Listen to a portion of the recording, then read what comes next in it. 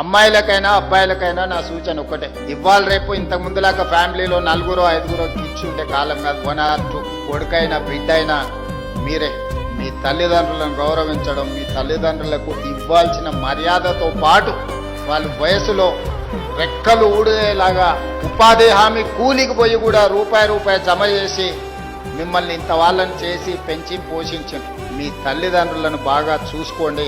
ఏ ఒక్క అధికారి కూడా నా చేతిలో నియామక పత్రాలు తీసుకున్న వాళ్ళను తల్లిదండ్రులను బాగా చూసుకోవడం లేదు అని నాకు తెలిస్తే మాత్రం నిజంగా నా ప్రయత్నం విఫలమైనట్టుగానే నేను భావిస్తా.